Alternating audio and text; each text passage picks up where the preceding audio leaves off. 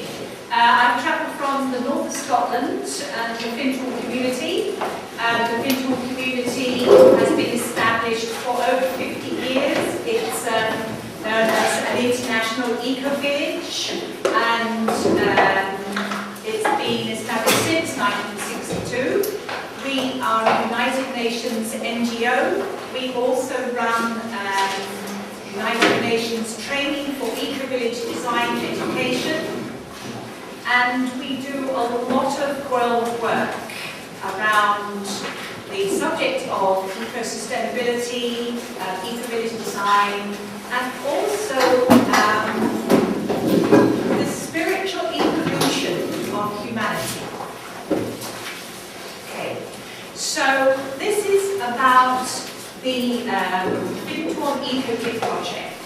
The Fintorn Eco-Kit project, if you don't have much time to take in what I'm saying now, you can come and meet Sven and I downstairs in the foyer area, where we also have a display. We can talk to you about what it is that we do and what we're offering.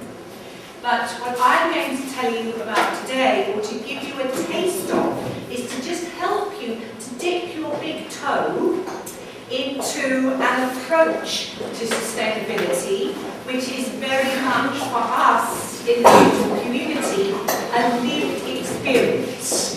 So we are not an institution, we are not a university, but actually we are a university because we're the University of Life, and that's the biggest university. So I'm going to start off just giving you an idea about where we are situated. We're situated on the Moray Firth.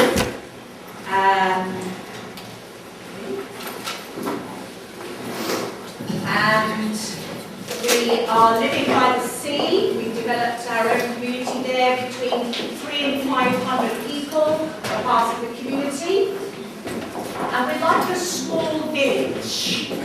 It gets very busy. We have hundreds of visitors throughout the year, and we put on lots of different programs and workshops and conferences. So this is a view from one of our community centres overlooking the community. This is our permaculture garden. We try and grow a lot of our own food, organic, sustainable or otherwise. We try and feed the visitors that come into our community with our own local homegrown food. Other than that, we support local growers and we try and support local economies. Nothing is wasted. We try and reduce our waste, therefore we're trying to reduce our ecological footprint and our carbon footprint, and trying to model that to other people. So we aren't actually saying to people, you have to do this. What we're doing is inviting them into our community to actually see what we do and how we live life on a daily basis. And we've been doing that for 50 years. So I can see that my slides are jumping all over the place. They're supposed to be for about 9 seconds each. Let's just pause there for a minute. So we have our own community environment. This is the Universal Hall, where we have a performing arts centre, and we have lots of different musicians and theatre groups come into the community to be creative and to actually be involved with providing performing arts for the whole community. We also are very experimental. We look at different house designs. We also look at the way we use environments. And can you just come and see if you can sort this out? Because I can't see it as quickly as the slides are disappearing. We need to go back a bit. I'm not really sure why.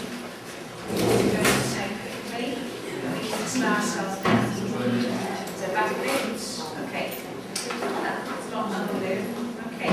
So the community is a community for all ages. This is the playhouse. This is where the youngest members of the community are. Okay. We've recently had lots of families and lots of young babies come into the community.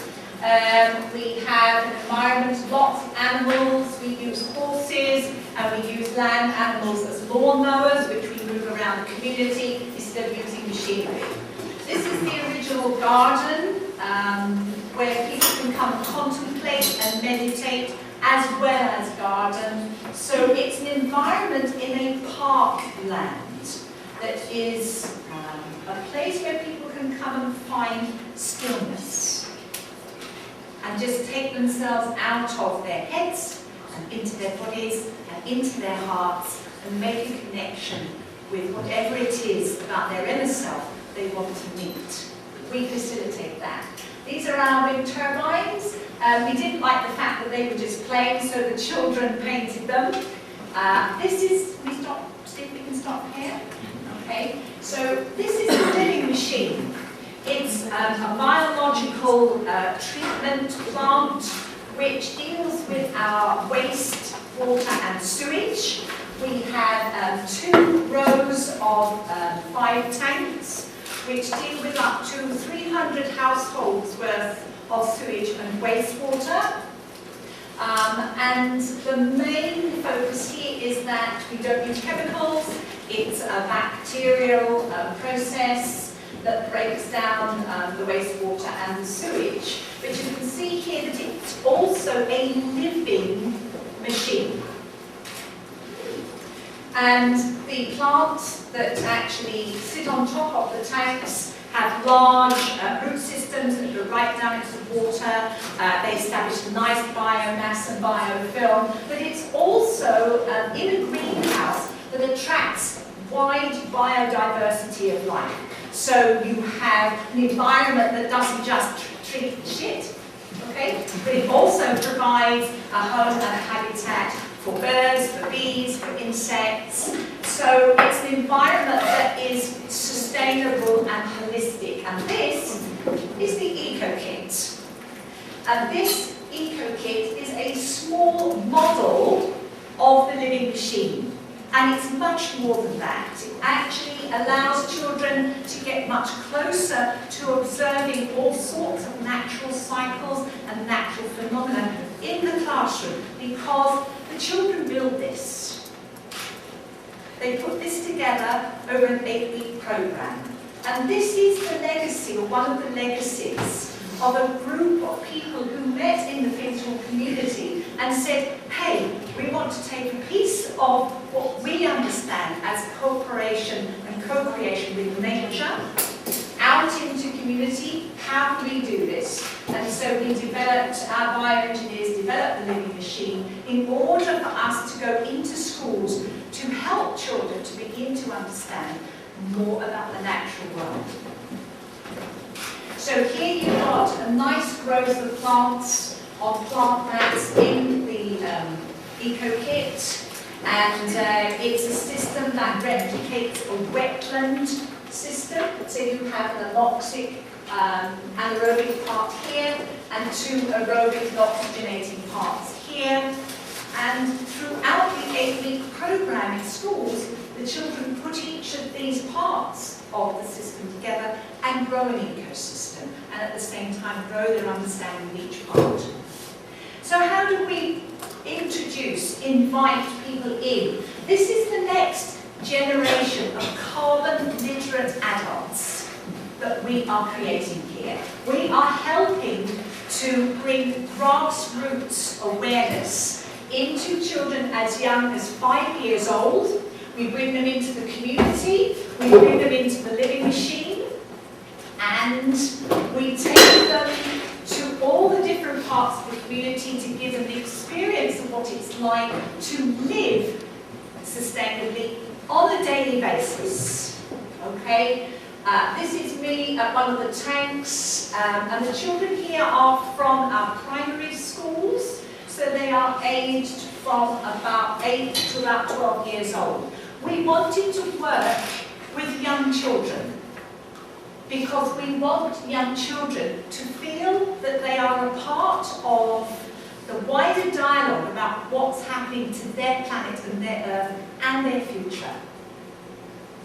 So we often use experts within the community. That was our architect Graham, and he was looking at different houses for the children. This is our fire pit, where we have celebrations and rituals, and we celebrate the natural cycle of the seasons, and we sing, and we dance together, and we celebrate as a community.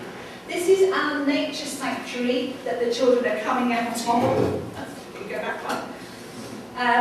Okay. So that's not back one, that's forward one. Go back the other way.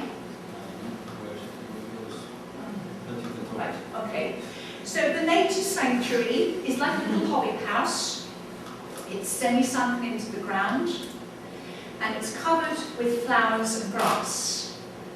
We have 5 sanctuaries in the community.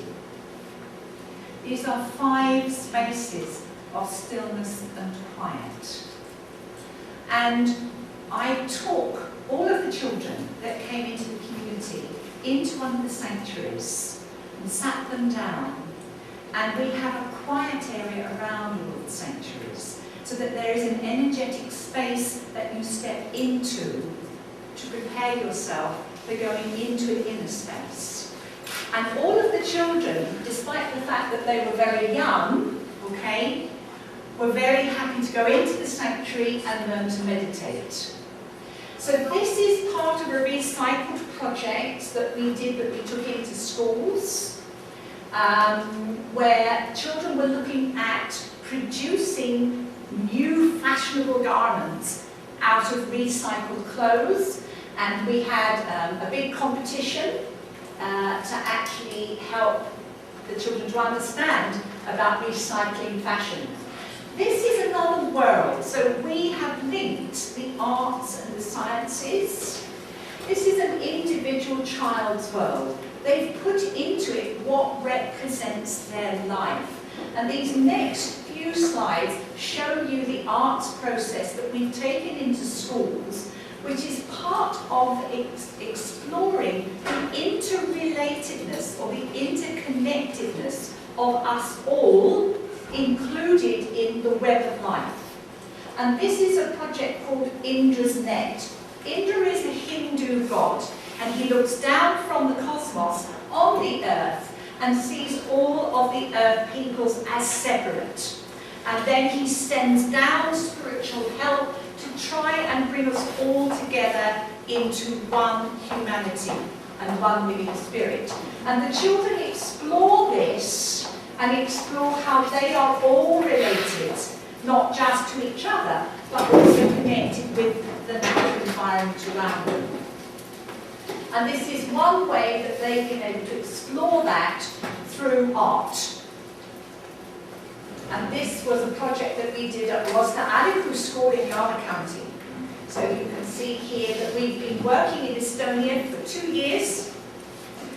And this takes us back to Scotland because we've also been working in Scotland with schools there. These children are 5 years old. They were doing poetry and making their own expressions of what it means to them to witness what is happening in the world. I am planet Earth. I have a set of armour, but that armour has been pierced. So many things live on me. What happened when the animals were hunted so that they disappeared? What happens when you make up creative and imaginative water beasties that don't exist anywhere but in your own mind, that actually connects you with what happens in the eco-kit tank? This is work on the habitats and on the environment. This is work that we did in Tallinn University here with some of the students. That's a poet and storyteller from Scotland, and we've got the students to look at ways of creating stories around nature and about connection with nature and exploring that in creative ways. So we've got crawling around on the floor and doing all sorts of things with us. This is the Earth. This is Gaia. She visited the children in school. And she asked them all sorts of things like, why is it that humans need so much when the planet has not enough?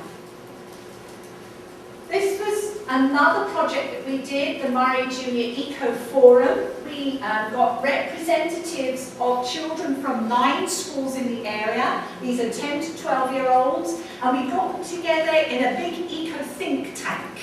And what we did was we took them into the community, we trained them in project management and financial management, then we gave them some money and said, okay, this is your planet, it's up to you.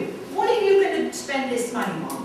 What ideas are you going to come up with that help to reduce carbon consumption and help to make others aware of what's happening in the earth? We put books into schools, raising the level of awareness, taking eco-literature into schools. The children then presented to each other what their big idea was, and they had to argue their big idea. Okay, this is another big idea. Why? Why are we looking at plastic bags and trying to replace them? So they did their own research and presented all of this. What are the pros and cons? Presenting an argument, helping to change people's minds, having the experience of that. This is Wasteless Wally.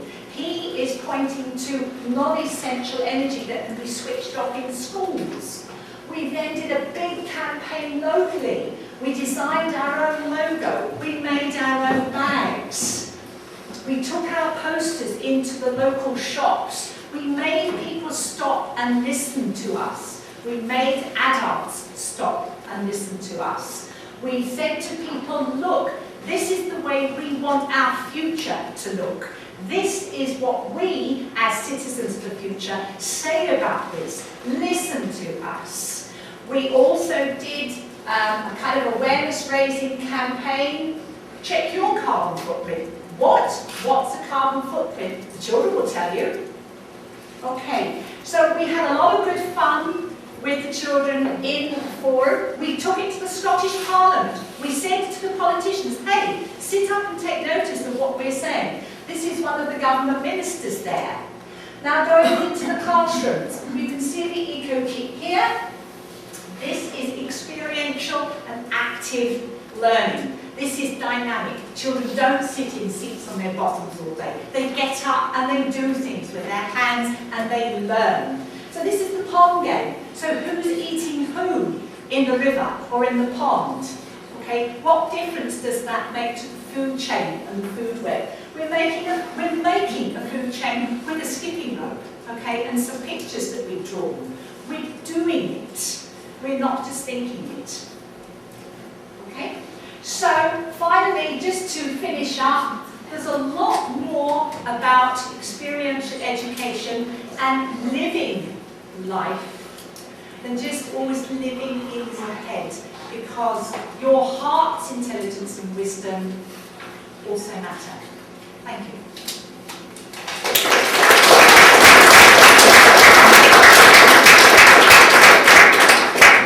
We have a very precise time, but maybe questions? Not much, but Okay. Just one, how do you get the feedback if you get one? I mean, not the short one after your lessons or something, but the long-term feedback. Do you collect them in the long run? How the children have changed or their attitudes or something? Okay. My problem. Taking hold of your own learning, okay, and owning it. So it's not just the teacher who tells you you're learning this. So this is a reflexive approach. This helps children to think, okay, actually, what did I learn from this? And some of the children just learned that they like the colours that they were drawing with, whereas their teacher would have liked them to have, done something much more complex and intellectual. But the child's level of learning is what stays with the child. So this is one way of helping children to explore what they've learned, and then as a discussion document, they can get together in their own groups and share their own learning. But this authorises their own learning, not someone else. So it's empowering.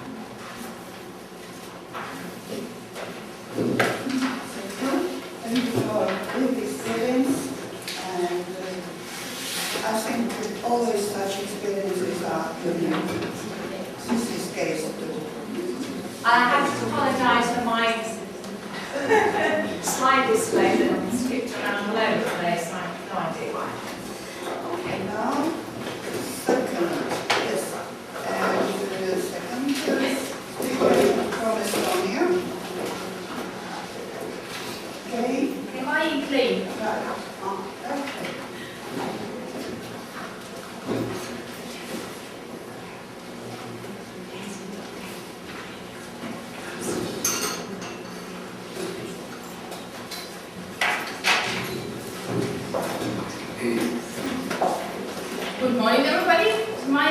Klein and I come from the non-governmental organization Baltic Management Forum.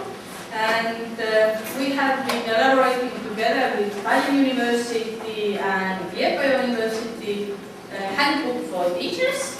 The teachers would incorporate into their lessons and hopefully someone also comes to the curriculum the subject about hazardous substances. And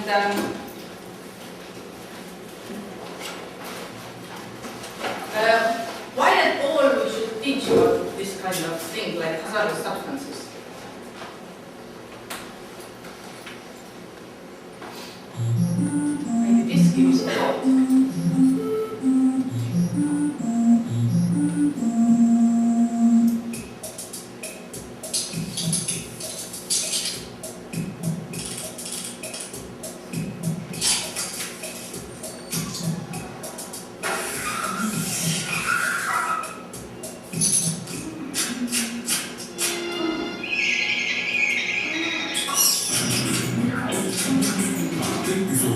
Choose products with less hazardous substances.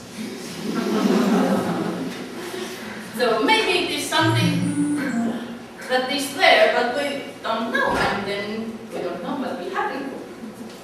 Of course, this is a very correct rule, but at least it throws your attention and maybe puts you to think a little bit what is. So what is actually hazardous substances? How often do we think about chemicals which are surrounding us? From where do they come? How they are made? Are they safe for our health and for our environment? Actually, chemicals are everywhere around us. The tables, the chairs, the flooring, the paints, everywhere. But we do not think in that way, because this is just a table or just a chair where we are sitting on. Have you ever heard of a product that is chemical-free? I once was in Tallinn main supermarket in Tallinna Kaubamaja and heard an advertisement. Please come immediately to our cosmetic departments because we have on the sale nail polishes which are chemical-free. Okay, very nice.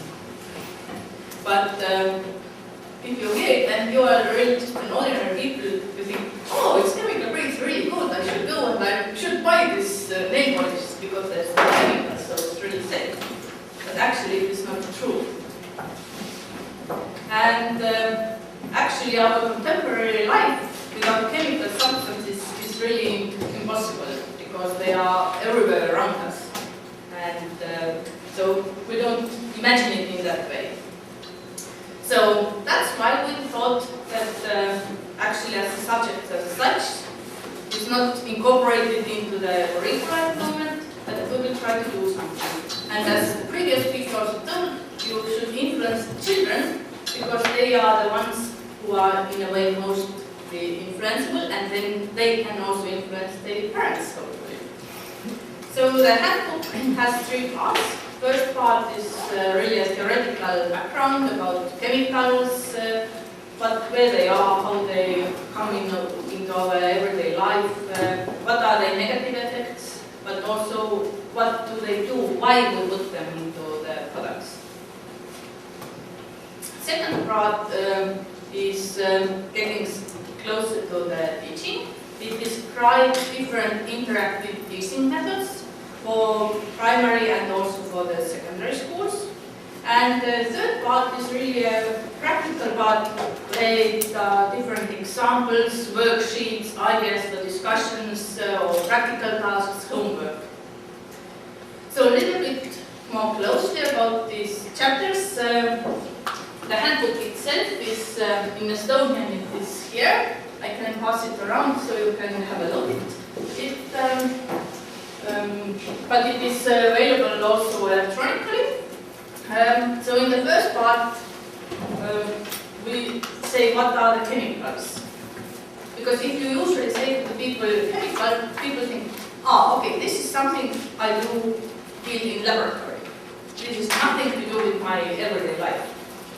It's the crazy chemists who pull something together in the laboratory. There's maybe a smoke, maybe some But actually, chemistry is all around us. If I smell a flower, there comes the fragrance, this is chemistry. If I see the color of the flower, this is also chemistry. When I touch the flower, the structure, it is also chemistry. Of course, it's also a lot of other things like physics and mechanics, but it's also chemistry. A lot of chemicals are really safe, at least I think so, but there are a certain amount of them which are hazardous. And if the chemical stands in a corner, as such, it is not hazardous. Nothing happens with it, but it will become hazardous when somebody smells it, or maybe eats it, or touches it, it gets onto your skin. So then there are some characteristics which makes it hazardous. So this is also something that has to be taught and learned by also teachers and also by the students, that why one or the other thing is actually hazardous. Of course, from where the things come, they are made by the industry. So industry has a lot of different legal acts, systems established how to manage the chemicals, what should they do, which kind of legal acts there are. There are legal acts for the industry, but there are also some legal acts which help consumers to know their rights. Where if they buy something and if they want to know if certain product contains something, there is a right to ask about it. Unfortunately, there is not unified chemical control all over the world. It is in one way in one country, in one way in another country. In European Union, we try to make it complex so that all states in European Union understand it in the same way. But if we talk about China, where unfortunately quite a lot of products come, they have totally different rules and totally different norms. So, but to make it practical for the children, you connect through the things which you touch, which you have at your home. So it is actual products which we should talk about. So the chemicals are put into the products because we want to give some characteristics to this product. If you have like the stress ball, that it is soft and you can pull it through, there is something in which makes you able to pull it in that way. Or if you have a couch, you should by the fire regulations, it shouldn't get inflamed so quickly, so there are some norms. So to enable this, there are some chemicals put in. So for each chemical the producer puts in, there is something behind it. It is not something out of the blue. But for the children to know what is in the things, it is easiest with the everyday things like household chemistry, electronic products, because everybody uses mobile phones, tablets. So unfortunately in electronic products there's no list of ingredients on them. But for the household chemistry and cosmetics, this is something which is there. So there are on the labels, there are lists of ingredients, so this is something which children can quite easily learn. And also for construction materials, there are some requirements that you should label them in a way. But first of all, when we ask ourselves why to choose products with less aerosol, maybe this is something out of the blue. Because each product, in a way, is a safe product. The producer says that everything is in the limits, there is no hazard. But I have household chemistry, I have cosmetics, then maybe I have some electronic things, then I have couch. So there comes a big cocktail. And how all these different doses come together and how these influence us, this is not any more interest of the producer, because he has made his own single thing and he doesn't care about all of the things together. And there's quite a lot of new substances which may also interact with our hormone system. And you don't need always a high dose, but it's also a low dose which matters. So low dose can also make an effect. And unfortunately legislation regulates, but usually it only comes after something has happened. There are also the in the book how to tell them to the children, because in a way it's not a very easy subject to tell to the students. So what are the particularities? How do you can incorporate it into the different subjects? Because there is not such a subject itself as a substance, but you can incorporate it into the chemistry, biology. So there are some hints in the book. And of course the practical exercises. So how to discuss the life cycle, research paper thoughts, hazard symbols, all the symbols. There are a lot of symbols in the products. What actually do they mean? What do they tell us? Are they eco-labels, hazard symbols, just produce the symbols? Then something that the pupils can search for the ingredients. And there are also like helping tables with a list of the ingredients, why they are put into the product, what are the potential effects to the humans and to the environment, and some kind of classification based on the present knowledge. If it's red, it is potentially hazardous, orange is potentially hazardous, red is hazardous, and green is that at the moment we know that it does not cause any effect. And the handbook is there. There is also already in practice.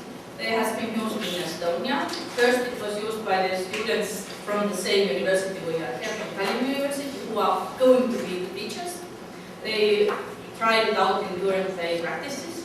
And there are also first practical lessons in Tallinn different schools. And it has also been introduced to the Active Teachers Union. So quite many teachers have asked us, how can I get this handbook? And also in Latvia, the Latvian version is not yet finalized. It is in May, probably it will be. It is also being by the students in the primary school. And feedback from the teachers is really positive. They say that the students are really motivated and engaged. And some even have complained that it could be more integrated into the school curricula.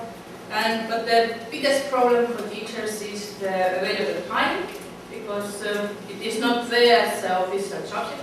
So even 2 times 45 minutes for this kind of huge thing is not enough. And especially the practical exercises, pupils want to discover themselves, to search what is in their household, what is in there, and maybe some additional tasks could be also put there, like to send pupils to the supermarkets and find most interesting label. And they should also then find out what actually this label means. So, what is the future? We are also working on the English version. We hope it also to finalize it by the end of the May, because then it gives possibility to translate and adapt it to the more languages. We are already having in Lithuanian, Belarusian and German have shown interest to get the English version so that they could work with it. And it will be electronically available on our homepage, linkbefore.eu. There is Estonian version is already on the same webpage, you can download it from there. There are also a lot of other materials about hazardous substances.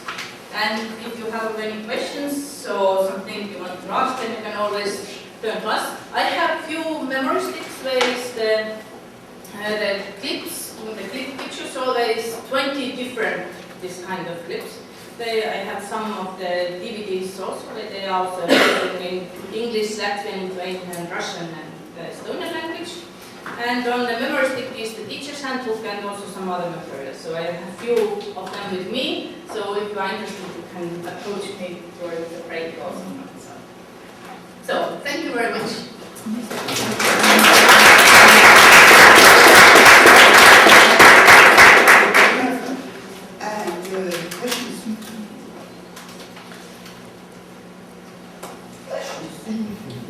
I have a question about the material, of course, changes over time, and you need to have updates and additions. So do you have plans for updating or making it alive with changes? We haven't really discussed it at the moment in which way we will do it, because there is not so much that kind of information which drastically would change. The electronic version is more easy. Actually, the one, I think we haven't printed it really a lot, only I think 50 copies. Exactly because it is changing and the electronic version is more easily changeable. So we will discuss it, that how we can do it. Maybe one quick question regarding the way it's being used in the classroom, maybe in terms of pedagogy, in terms of making it useful for the teachers to use it. Is it maybe approached differently for different age groups, or what? Like, how do you put it forward to the teacher, and how easy is it to use?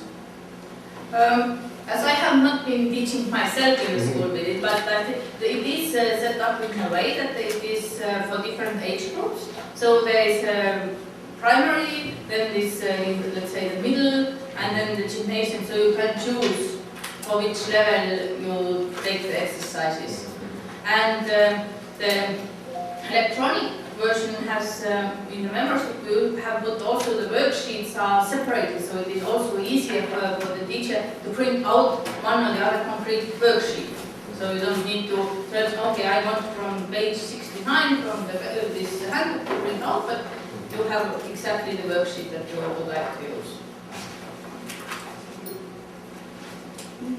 But okay, in free space you can ask questions. May I? But now, on. May I also ask something? Do you have any feedback about how do the educated pupils accommodate this new information in their everyday practices, for example, in shopping practices? Does this information actually help them?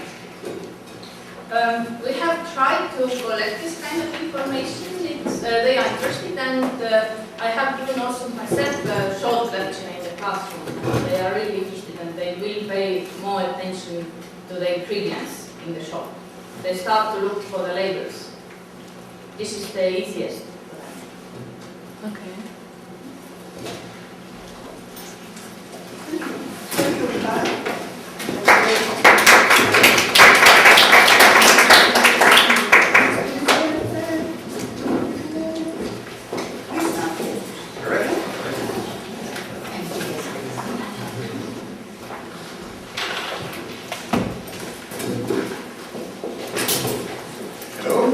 My name is Uku. I'm here with Irma and Krista, my colleagues from NGO. Our contribution to the field of education for sustainable development is in the, let's say, small subfield of global education. Very briefly, we will be telling after an example exercise how do we define global education, what do we consider to be a good global education, to practice in it. We will be describing the fruits of our ongoing project Youth of the World, and we will be presenting the feedback, the challenges and the outcomes of the success factors that our project has yielded. It's really nice to be presenting after two success stories, as those examples were inspiring indeed. And we also have in our mind success story to present, and there will be time for questions and answers. So may I ask my colleagues to distribute the pictures? These, everyone will get one picture from the other pile, the pile Irma had. So everyone will have either for you or just with your neighbor, one picture from methodological toolkit. Part of our project was to publish 6 handbooks, or toolkits, so to say, for youth workers and youth leaders. And those handbooks, quite like Kai's example, include some theoretical background that is necessary for the workshop deliverers to understand the topics. For instance, drawings, for instance, mobile phones, and there are those exercises and there are points for reflection. So if you go to the picture now. And then please take a brief look and share with your neighbor what you see there, what is happening there, what comes to your mind. There will be only 1 minute for that. So.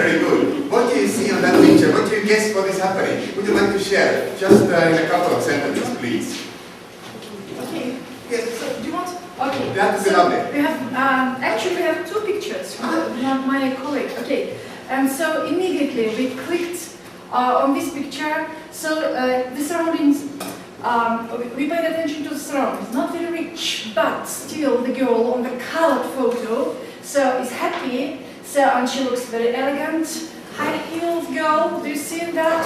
So, pretty dressed, optimistic, a happy smile on her face. So, quite an optimistic picture and a colored one. So, and we thought with all that that was a symbol. So, a symbol of happiness, optimism, looking into the future with happy face, and this picture. Okay, well, shall I do? Oh yes, please go on. Yes, just a few and this one, and it is not colored.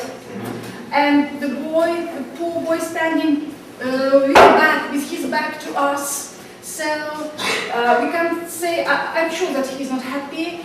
He is working hard, so to earn maybe his living. His back is tensed, he is tense. So quite two different pictures. Although I can't say that the surrounding, the environment surrounding both, so both the heroes, so it's quite different. I can't say that. So, but maybe a different attitude to life, different thoughts. You see, that was the first perception of the pictures. There's a one hand up, maybe a couple of more sentences. Yes. Well, we kind of noticed that it's written Kana Health Service on the motorbike, so we kind of decided that maybe she's a doctor. Then we were thinking whether it's comfortable to drive in this outfit. Then we saw she's wearing flip-flops, so it mustn't be so bad.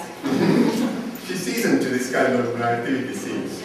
So this is the beginning of the exercise what we do with youngsters, let's say most often teenagers.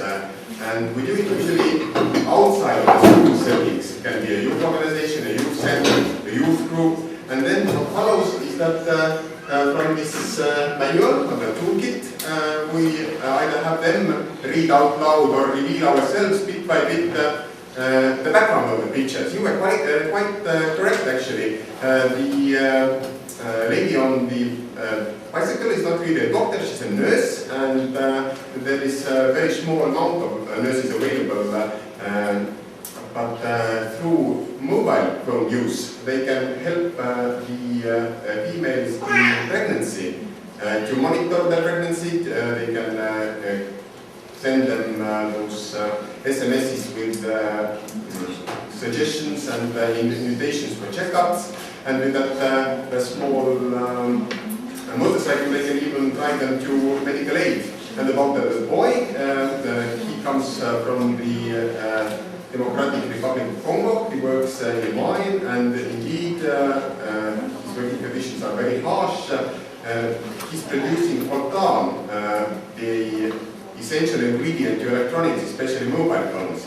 And as we discussed previously in one of those keynotes this morning, I recall, there was a reference that the developing countries pay a high cost for convenience of using the amenities and luxuries we do, for instance, those mobile phones. So what John said yesterday is that he was asked, when will you start teaching happy geography? In that optimistic looking picture, we kind of open up the positive side of the cell phones for the discussions. And with this black and white picture, we take into consideration the impacts, the dollars and the prices the people there have to pay. And then there will be a discussion and how we address those cross-cutting topics like human rights and children's rights and sustainable development, sustainable consumption, the rights of women, is through making a connection through those everyday products or everyday themes. Like every youngster nowadays has a mobile phone, especially one is to have a smartphone, of course. And then also textiles, tobacco, water, chocolate and meat each have their own toolkit with exercises, their own toolkit with reflection points, and the atmosphere we work for in those workshops is dialogic. We provide some input. It can be, for instance, in this picture format, it can be some self-reflection exercises, it can be something more tangible, like taking a look where is your t-shirt produced from the inside of the neck area.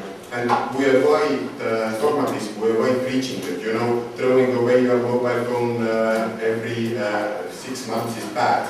Rather than we facilitate the discussion so that the youngsters themselves will start to think about and make their own mind about their, let's say, patterns of consumption.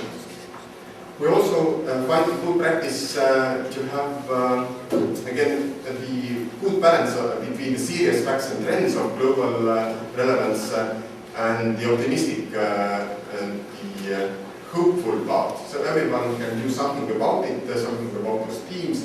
Would it be just changing my consumption habits? Maybe I want to become an activist in the field. Maybe I just want to be discussing these things over a documentary film with my friends. Irma also in one of works with the documentary film clubs. It can be various paths that the youngsters take. And we also are aiming for an eye-opening effect, so it shouldn't be just we play games or we analyze where do you buy your clothes from. It has to be a good mixture of both analysis, activities, conclusion drawing. This is what we consider to be good global education. And Irma will give now a bit of a broader picture of how this set of toolkits came to be. Hello from my part also. As Uku said, I work in in Estonia. And the toolkit was formed within this project, the Youth of the World. And at first, in 2013, when we started with the project, we compiled a survey in 6 countries that were going to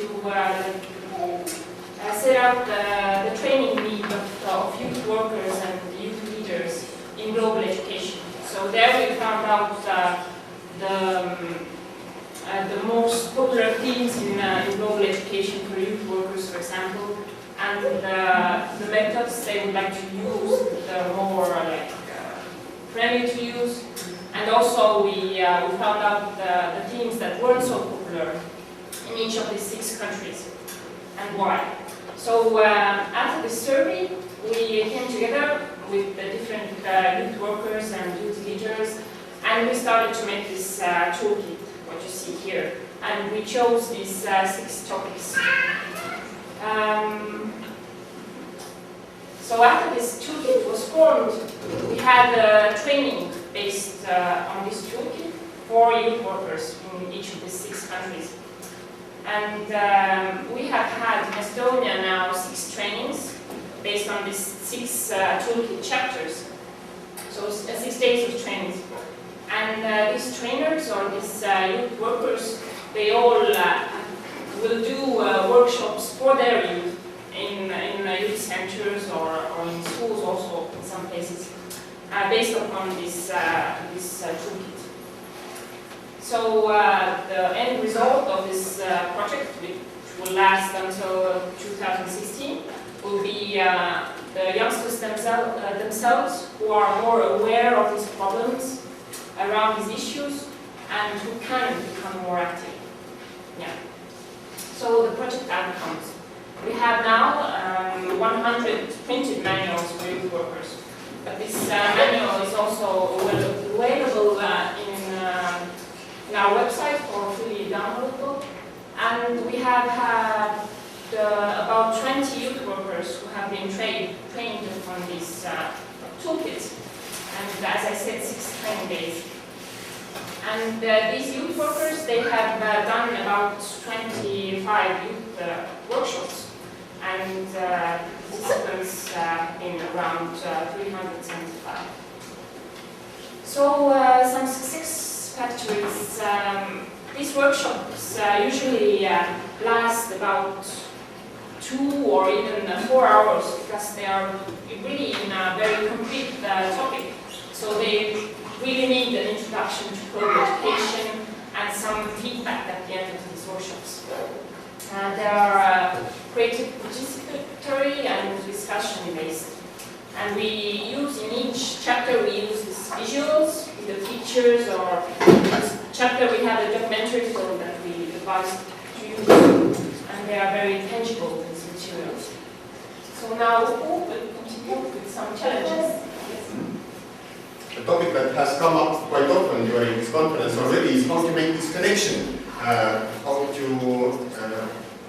have youngsters or learners in general to see that the topic of sustainability is relevant to them.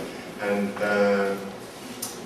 for the end beneficiaries of our project, the youngsters, we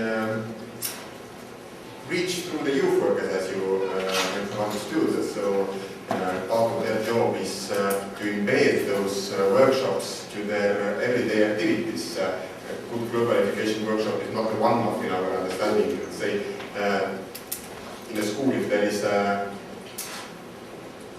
week for global education, then this can be something that is embedded there. Or in the youth center, there can be a series of those events. It's always not that straightforward. One of those tricky issues sometimes might be that if there are those children in Ghana or Congo suffering, how is it relevant to me?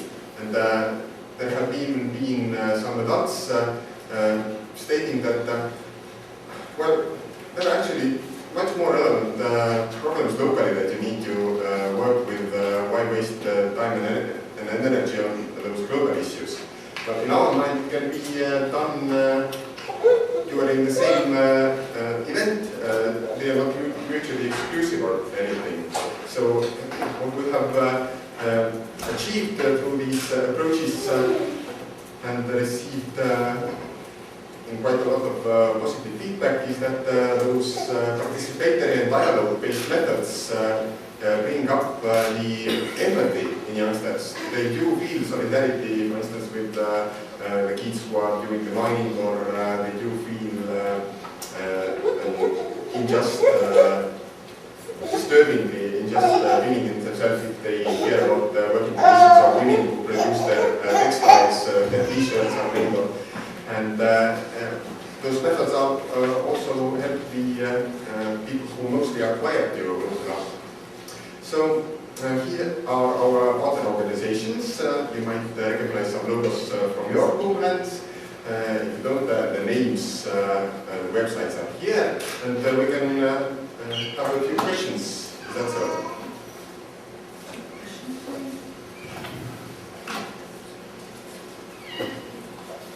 Correct. Maybe a quick one. Thank you, by the way. This was really interesting. My question would be, how, in what context do you actually catch or get the youth? Is it through going to high schools, or do you organize, I don't know, whole day events? Do you come at different kind of festivals? Like what kind of youth comes, and how do you find them? Fondo has already a very good cooperation with schools, because we do also materials for teachers. Okay. And through that, schools sometimes organize local educational month even or days, so they invite us. Yeah. And with youth organizations, well, we have a lot of contacts also with different youth organizations throughout many projects. Okay. And as this project is mostly a non-formal youth work outside of the school context, then we invited youth workers who work, for instance, in youth organizations or youth centers, and through them, through their already established network of contacts, through their already established, say, level of trust that these topics can be introduced, we reached to the youth as well. Yes, and when we did the survey in 2013, then we had about 80 youth organizations that replied to us, and through that we also had some more new youth organizations to be in touch with. There's another question. Yes, I missed those 6 topics. What are they? You can see from, yeah. Okay. Okay. And the toolkit is also in English available, youthoftheworld.org. So you can, you can download it in English also. So you use the site on the... If you Google this Youth of the World, Youth of the World. yes, then you will... .org, and there is a place where the toolkit. Okay. And this all these different chapters. We had, for Estonian version, we have adjusted the bits to Estonian context, so we have changed some parts, but all in all, it's about the same.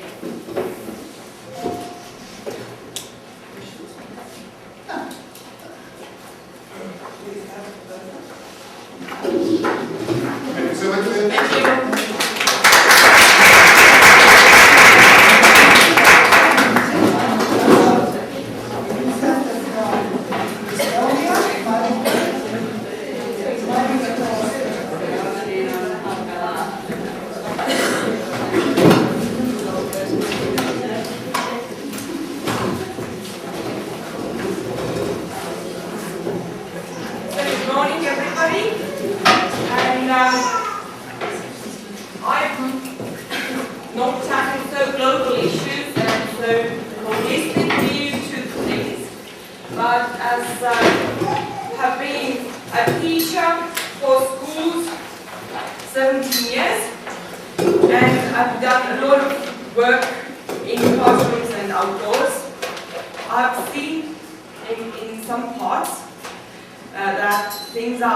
Difficult to teach or introduce, or they make people uncomfortable, either children or teachers. And here is one topic, I think, which definitely is very uncomfortable to maybe introduce, or it's not very well known as well. And what's also important is that we can have a lot of facts, but the storytelling part and getting people engaged somehow is also important. But not all of us are maybe good storytellers, some are better at facts. And so, as seen both the classroom part of the teaching and also that having children camps for 5 days, so I have all the resources, the children 5 days with me. But what to do with them then, when it's bad weather, good weather, small ones, big ones. And sometimes you just run out of ideas, and it's very good when someone things for you, or at least gives you some hints and tips. And what is also, what you all know, nothing new today, very basic things. When it's school in Nordic countries, it's cold and you can't really find things outside, or it's very limited time and you can't take them out the whole day. So it all goes back to that. You have to make some kind of things to show.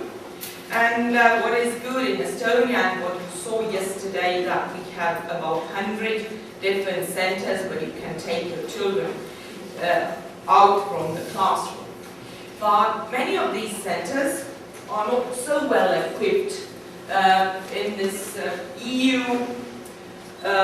regulations or funds. It's very easy to put money in concrete, but sometimes it's very difficult, or then it comes, we have to create a content for these centers or these programs. And like me and Sven, who is going to present after me, we participated in public tender for ideas for nature centers to create some study tools or materials.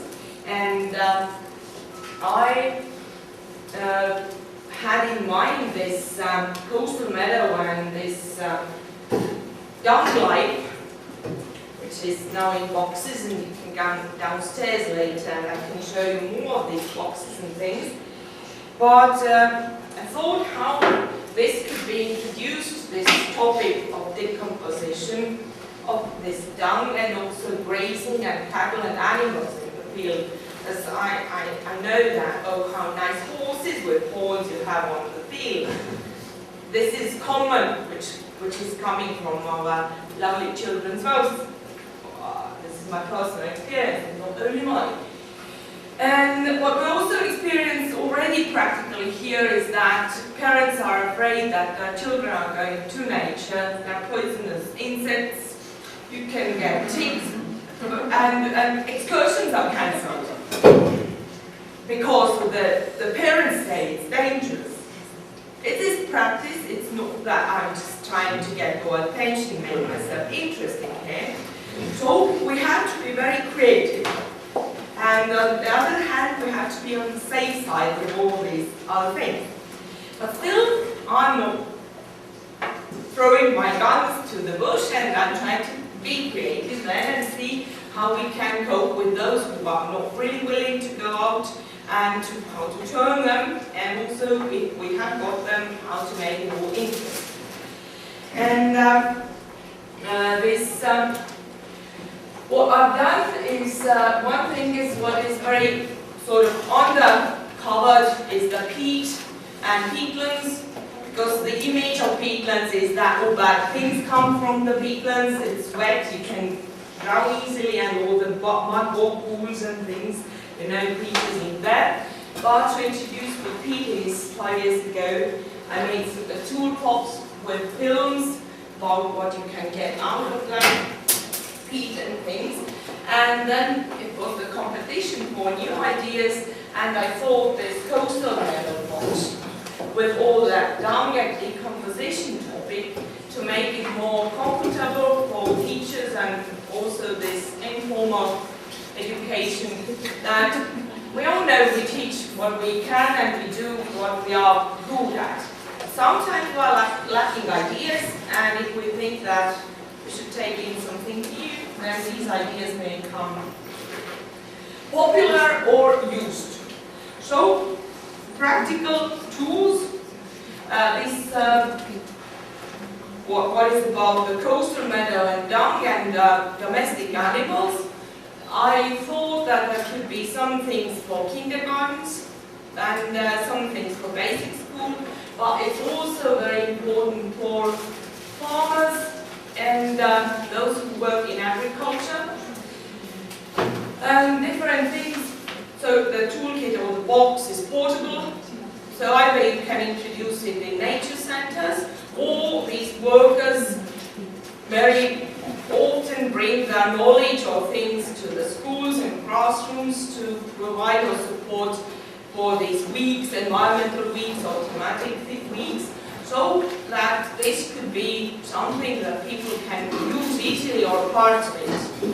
And as I said, we have this cold season with snow and no life outside, or at least nothing so very exciting to do.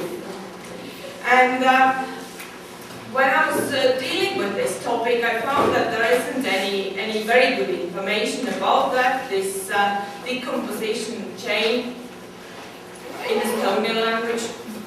And what is also important is that it's very seldom paid attention that this dung and domestic animals and cattle outdoors is a very important part of maintaining semi-natural communities, or these communities, plant communities, which have developed with people and nature together, like coastal meadows or wooded meadows, which is something very typical for Estonia, for example. And you see, this dung, as I have said, very difficult and uncomfortable topic, and what we have discovered is that there is a tendency in developed countries to keep their domestic animals, the cattle, indoors. Last program period was good for milking cows, but now the young heifers and calves, I have discussed a lot with the agriculture people that they're also planning to build sheds for them to keep indoors. So this dung is not easy to find soon. And maybe we are like 10 years ahead of nature conservation with this topic, that maybe one day this dung is found only in the semi-natural communities, in nature reserves, where it's obligatory to graze cattle. And in other places it's economy and such. So I've discussed with educational centers and teachers. Actually, no one is paying attention to this topic nowadays, but they've all got some inspiration, and they said that it's very useful that they now can have some more things to discuss when they go out and what to pay attention to.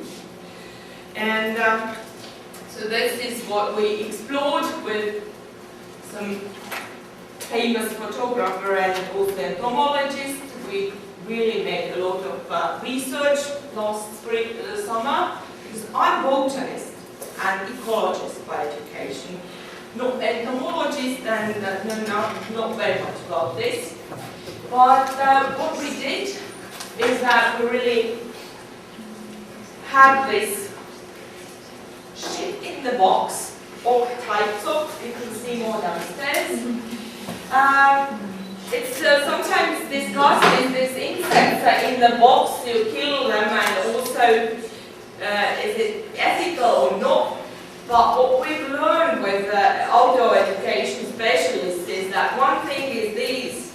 When it's sunshine, a little bit rainy, then you can't see all these screens and things don't work really. And with all these internet pictures and zooms and things, you sometimes lose proportions, or what is the reality, what really do these things look like, that those eggs or whatever things of the insects, they are not huge like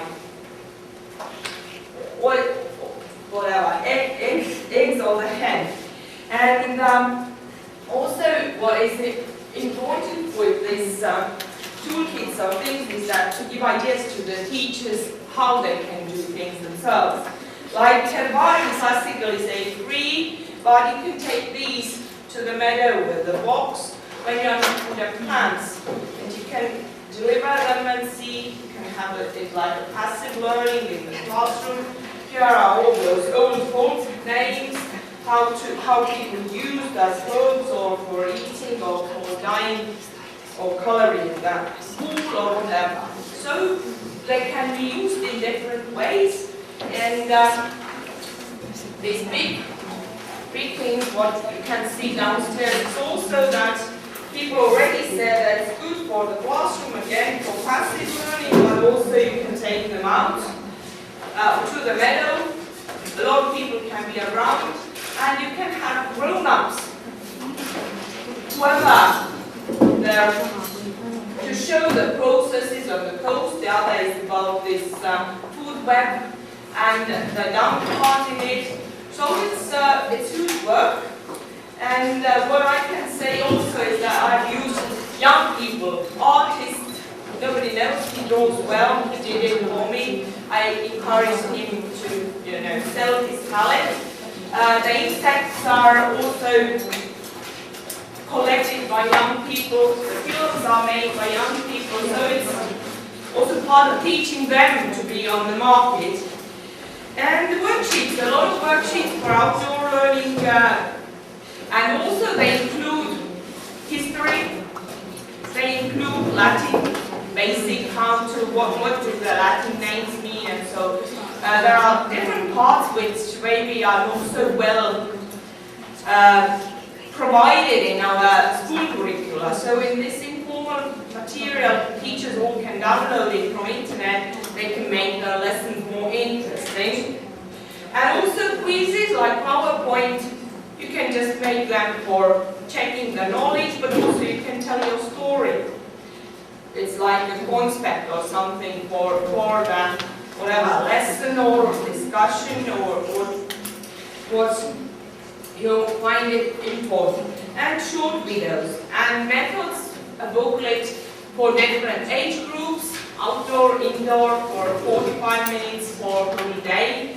And so people can use it for those who go to international biology contests or Olympiads, and for the kindergarten children to introduce the topic. So I've at least given ideas, and I'm not expecting anyone to just copy it, but at least to find some hints. So we rarely pay attention in done with on all these processes, but we're trying to bring them closer, all these animals. Distribute things, energy, animals. And what also has become interesting is that the dung beetle, which is very common, used to be, everybody says, oh, it's so common. I have worked with a lot of coastal males last year and turned around, I think, 500, 600 of these cakes and things. And I was told it's on every second of this cow cake. I found 8 beetles altogether. So it's also something, and I know that Belgian entomologists have launched a study all over Europe about dung beetles and animals because of all kinds of chemicals that cows get and all the treatments and things, and also that this cattle is concentrated in different parts. This kind of insects which are related to dung, it seems that they're not doing most well. So it's also something that when we provide environmental education in Estonia, it's an aspect we may also tackle and pay attention to. And so I'm here a little bit loose and so, but when I think about my colleagues, decent ladies in 50s, and you see down back then, shit happens finally, because how can you talk about shit and not telling it's shit? And then it's like, oh, and then the parents come to school next day. But also I've got a worksheet about culture and using this word and all the heritage, and that it is the shit. But the attitude to this type of things, that it's a powerful word, it makes crops grow, and it makes the farmers rich, and this is the Estonian part, is that talk, give a talk, and when you shit, then let it be a good shit, or whatever things go wrong, then we say this shit, and so on. But then there are different other things related to it, and I have a worksheet about culture, about history, and about proverbs. I think in all of your countries, when people deal with agriculture, you have the same things, isn't it so? Yeah, and introduction and you can be a decent pedagogue at school and you can still sort of get out of it with a dignity. And I don't think foreigners much understand, but Estonians know that this was made in Soviet times still, and this was one of the triggers to launch our phosphoric war and independence. So these things, these shit things, they have worked out and saved their skins. So how many minutes do I have? 2 minutes. Okay. 4 questions.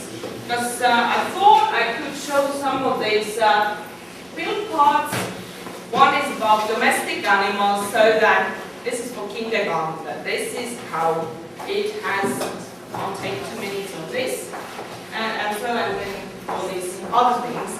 But what you can all download them, show by cards. For smaller children, for maybe when you have camps or topics. Sorry. This should be about couch. But it's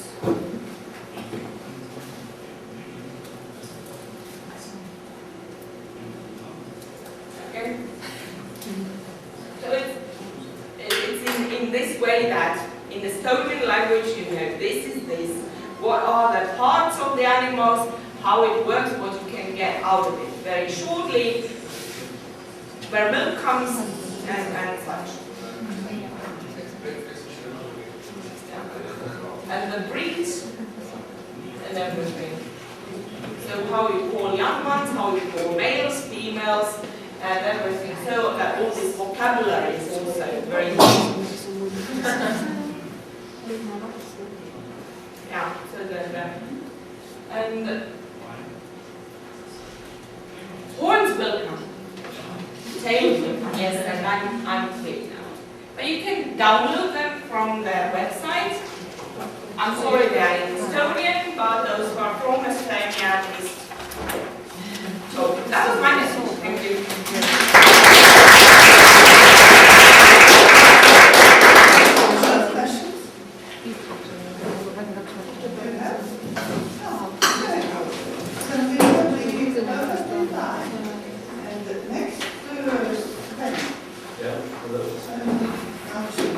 Still alive? Need some air, maybe?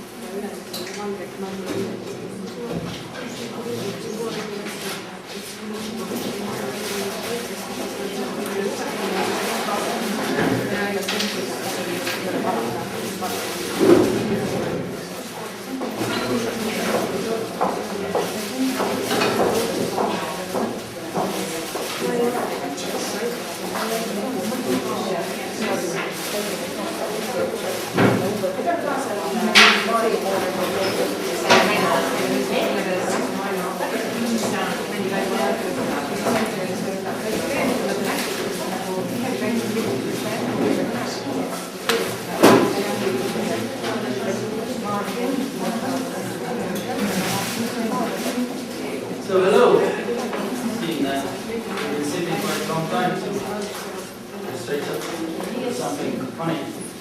So I don't need this, but I need this. So I'm the person who reads most things in practical ways, so to learn in practical things. I'm coming from center of Estonia, from the forest. So my passion is natural building, and everything is concerned with living naturally. And I've been learning and teaching and training on topics of natural building almost 10 years. And learning every day. So it's good that there is still something to learn and see some new things. And young people always inspire me because they find different angles from things you think that it's ready and there's nothing more to discover, but actually there is. That's good. And about this thing here, you can actually read from the book. Yeah, my abstract is there, very technical and nice written, so it's good. And but here I will show that it's possible, as you were yesterday in a big auditorium in Ria. I was saying that or actually put up the question in the air: is it really possible to teach several subjects in one lesson? It's very hard, especially for a teacher. But this is one way to do it. There is when I did natural building courses for grown-ups, I had a lot of children also coming to our place. Our place is presented here on my screen a little bit. And they came also, and I saw that they are very enthusiastic. They always go to the clay and to the pond and something splashing, and they were quite in their own bubble there. And then I thought to do something for children also. And I had this idea already several years to bring the big thing, the real life, into smaller models and bring it into the hands of children.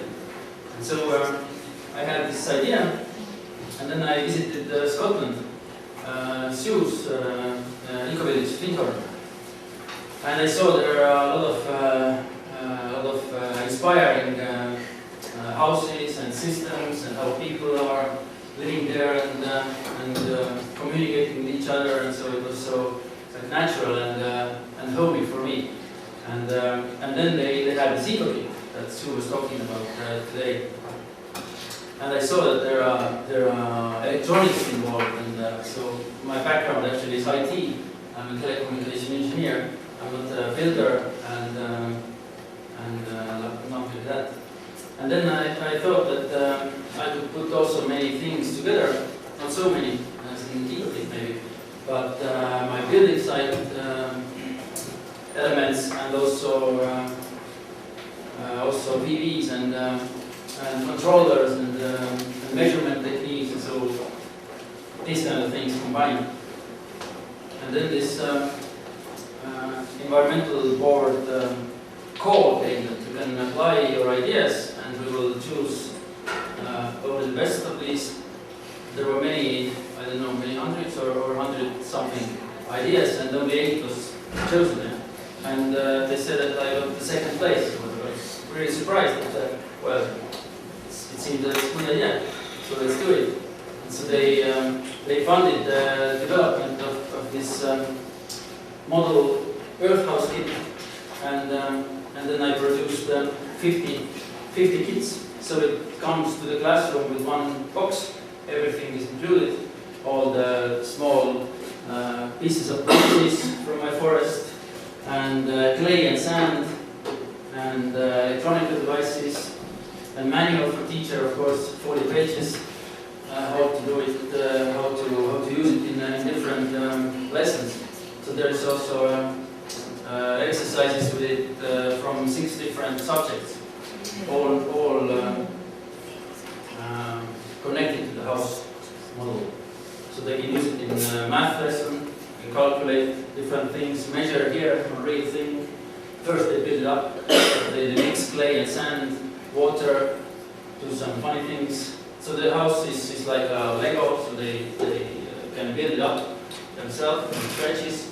They can draw plans, what their dream house would look like, and so they will also understand then why they need mathematics, why calculate, why they need the natural sciences to use map how to put the house, your house to the map, the measurement, the proportions, what is there. So there are many things like in real life. It's very complicated but still simple. And physics, of course, this part, the most teachers who have been teaching are, of course, women. And they're struggling with this part the most, the physics, the Ohm rule and kinds of stuff like that. For them, I put also their schematic picture, what's in it. But mostly they don't want to see it.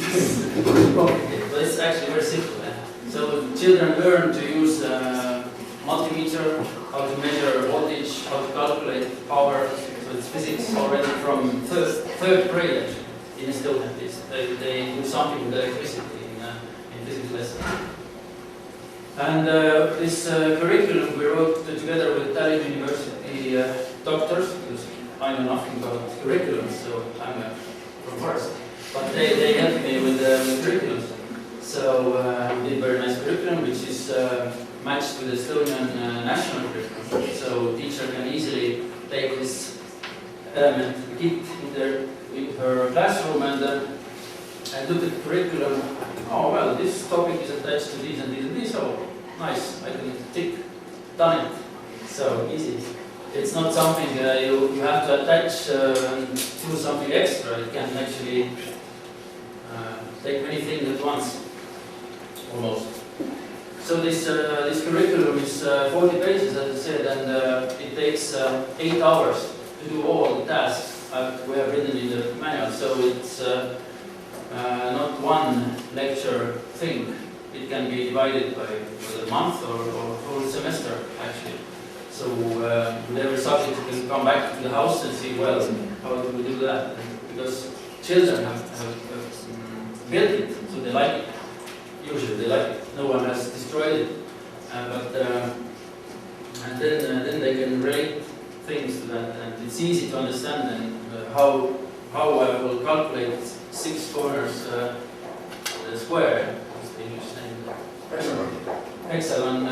This area, surface area. Anyone knows by heart what is the formula? It's too complex. But if you do it once, you remember. It's easy. 6 triangles or whatever. Yeah, so these things they will remember and they can do it. And if they can do it on model, they can build a house actually. Easy. Yeah, too. You're done. Yeah. So it's easy. What else? Yeah, the funding was very good, and I had to hire some workers because it was too much for me alone. I did the electronic part and all things together, and then said to workers what to cut and how to do it. So I had 3 workers except me on my payroll. So it was good that we could employ local people for work with that. And we have reused a lot of materials. There are old pallets here. There's pure natural oil and things from digged and gathered locally from Estonia. And it's easily replicable. So you can replace things here. You can play another way. You can build from that maybe fences here or something. So you can be creative, and this is what we expect from children, not to sit like you, like soldiers. Anyone has a question? No. Go. They are released over there. Oh, yes, freedom, but not here. So this should be the opposite. They would have to, it would be great when they come here running. Yes, I want to build a house. So it has happened. I've tested it with few students, pupils. This curriculum is wrote for 8th to 7th, 8th grade in Estonia. So it's like 12, 13 years old pupils. So the exercise is according to their level. But it can be used, of course, for smaller children and for grown-ups. week ago I did a workshop for 3 hours, and we used this and with 20 grown-ups. So I divided all the exercises for people. Some got the physics formulas. They were very happy at first, and some got to do the building work. They were happy. Really, yeah. Few guys were only in the classroom, and they enjoyed math and physics calculations.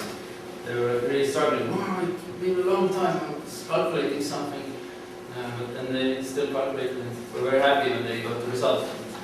Can compare. So they compare also the square house, like the similar measurements, and they can see that which is more effective, which is not, where the hexagon comes from. It's natural from nature, the bees to the hexagon. So there are many things you can attach, many topics you can talk about in the classroom for children. So it has a low carbon footprint. It has one part has a very low carbon footprint. Yeah.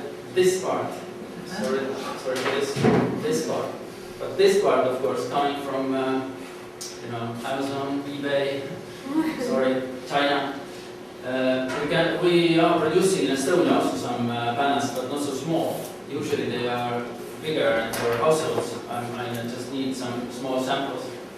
There are ways to build it yourself, also the solar panels, but for children this stage it can be complicated, and for teachers I think it's even more complicated.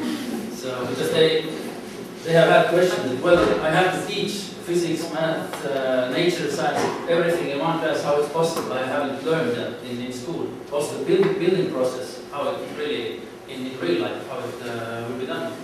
So, and then I said that, well, this is your opportunity to bring other teachers in your classroom to do it together. So we both get kids done.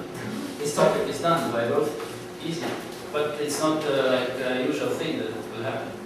They are not calling the teacher of physics or physics teacher. He's not coming. He's saying, oh, there's something. Oh, okay. It's their topic. But it's actually his topic also. So it's many possibilities for children and also for teachers. Did I miss something? Any questions? How you can buy it? Yes, how you can That's order what the question, yeah? Oh, great. My next customer, welcome. So I have this A4 and we are standing there on the 0 level with our things, and you can come and ask questions during breaks. And there is an explanation of the kit and also what is there in the kit. There are many details.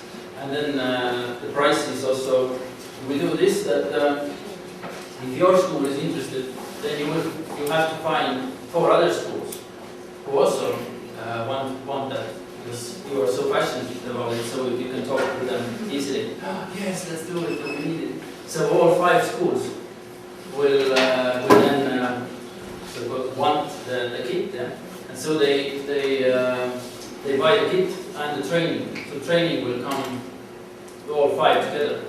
So we can bring different teachers together for the training, also make some connections there with yourself, and then you all get the kits after training. And that's how we have done also in Estonia. I have produced 50 kits, as I said, and they're all over the country, different nature schools and environmental teaching places.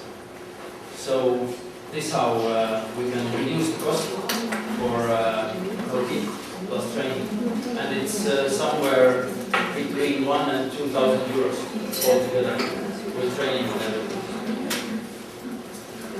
Yeah? Question? Do you come on board to Finland too? Sorry? Do you come to Finland too? I was in Finland a couple of days ago in Helsinki University talking with biology department, and they were really interested from also both like EcoKit system and also this Earth House kit. And we are thinking to do some future projects together with many schools and universities to get some funding and to give these kits for schools almost for free. But for school itself, it's quite expensive to buy. It's not so easy. Yeah? Klein? Thank you. Thank you.